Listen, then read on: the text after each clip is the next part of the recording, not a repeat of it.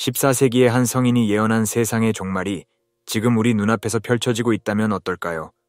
여러분의 마음속에 불현듯 스치는 그 질문, 지금 이 순간 우리는 역사의 한 페이지를 넘기고 있는지도 모릅니다. 수백 년 전 한 사람의 입에서 나온 말씀이 오늘날 우리의 현실을 정확히 그려내고 있다면 그것은 단순한 우연일까요?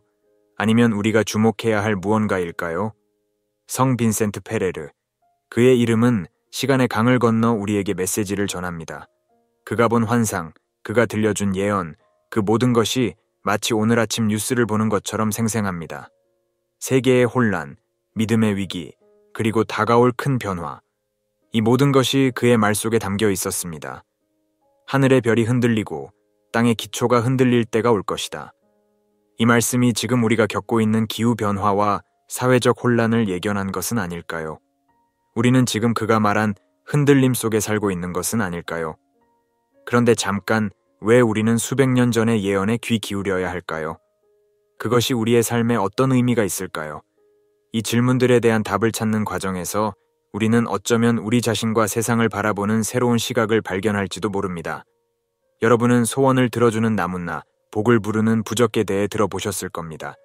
하지만 오늘 우리가 이야기할 성 빈센트 페레르는 그 어떤 나무나 부적보다도 더 놀라운 힘을 가진 분이었습니다. 그의 삶은 마치 한 편의 드라마처럼 흥미진진하고 감동적입니다. 1350년 스페인 발렌시아 작은 마을에서 태어난 빈센트는 어릴 때부터 남다른 영성을 지니고 있었습니다. 마치 우리나라의 원효대사나 의상대사처럼 말이죠. 어린 나이에 성경을 암송하고 놀라운 통찰력으로 주변 사람들을 감탄시켰다고 합니다. 그의 영적 여정은 도미니코 수도회에 입회하면서 본격적으로 시작되었습니다. 빈센트의 삶은 기적으로 가득 찼습니다. 그의 기도로 병자들이 치유되고 심지어는 죽은 사람들이 다시 살아났다는 증언이 있습니다. 이는 마치 우리 불교의 지장보살이 중생을 구제하는 모습과도 닮아있지 않나요? 그의 설교는 단순한 말씀 전달이 아니었습니다.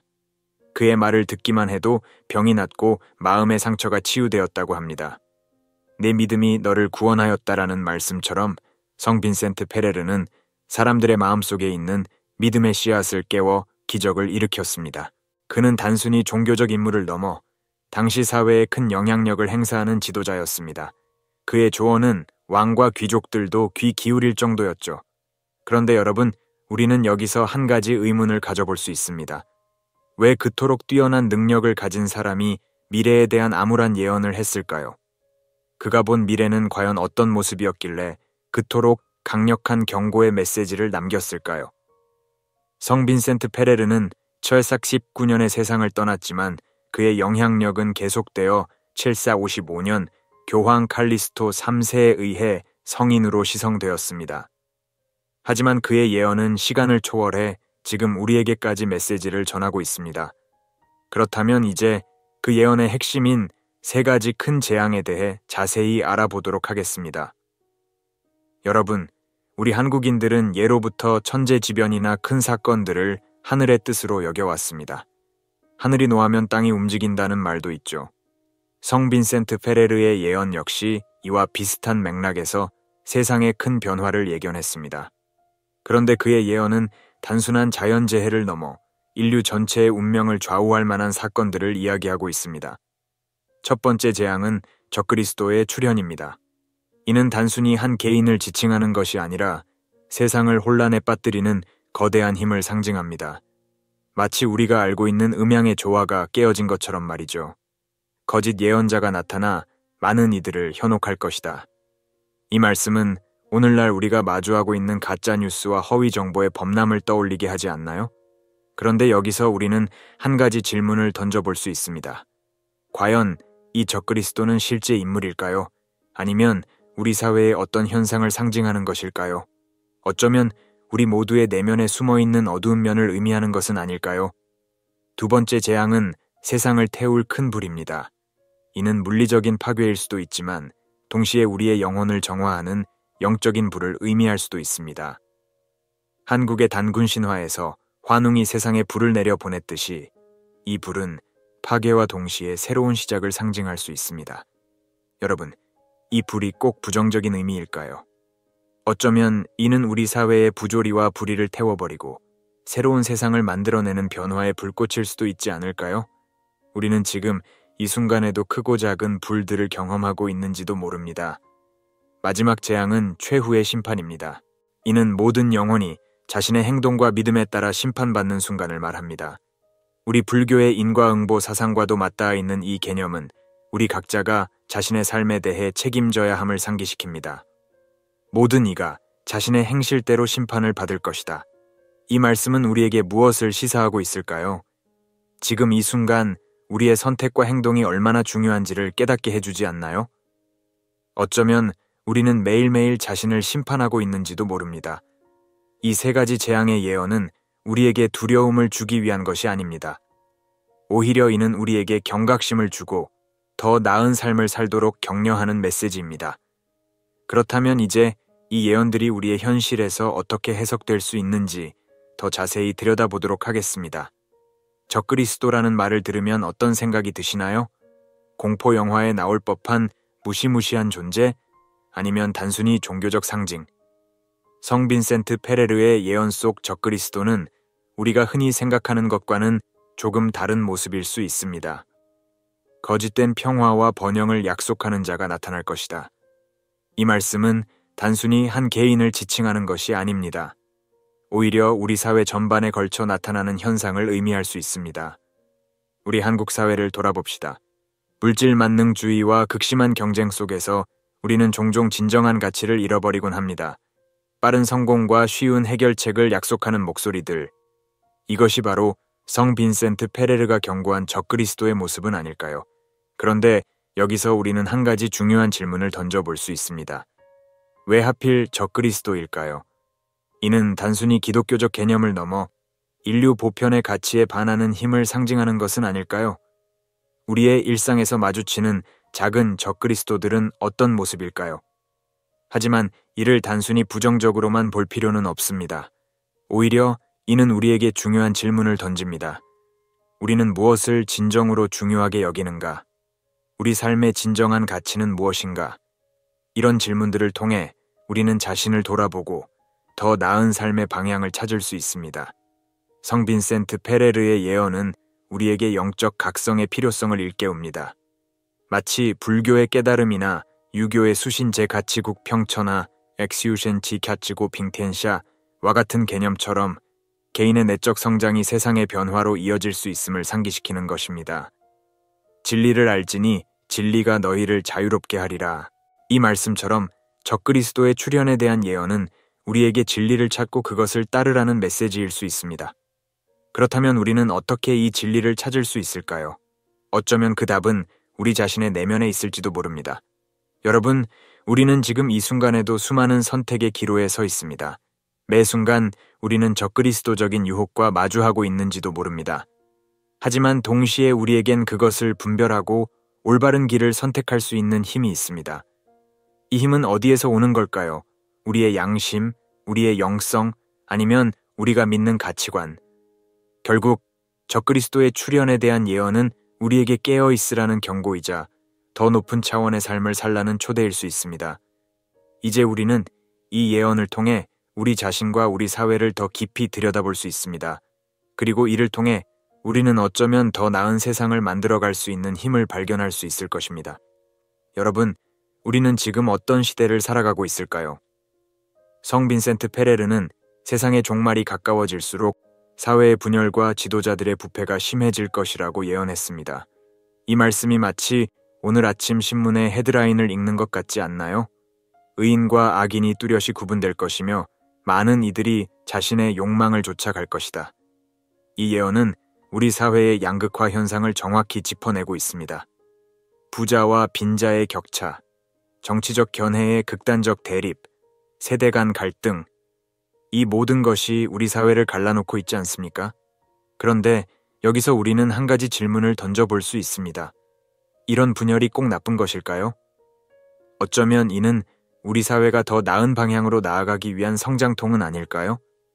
갈등과 대립 속에서 우리는 서로를 이해하고 더 나은 해결책을 찾아갈 수 있지 않을까요?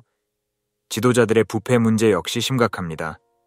권력을 가진 자들이 자신의 이익만을 추구할 것이다. 이 예언은 마치 오늘날의 정치 스캔들들을 예견한 것 같습니다.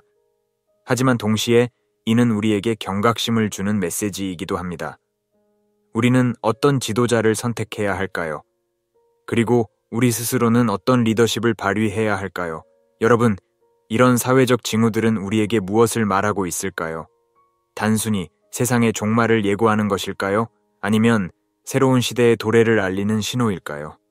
어쩌면 이는 우리에게 변화의 필요성을 알리는 경종일지도 모릅니다. 우리는 이런 예언을 통해 우리 사회를 더 깊이 이해하고 더 나은 미래를 위해 무엇을 해야 할지 고민해 볼 수 있습니다. 그렇다면 이제 이런 혼란의 시대에 우리의 신앙과 영성은 어떤 역할을 할 수 있을지 살펴보도록 하겠습니다. 믿음이 식어가는 시대가 올 것이다. 성 빈센트 페레르의 이 예언은 오늘날 우리 사회의 모습을 정확히 그리고 있지 않나요?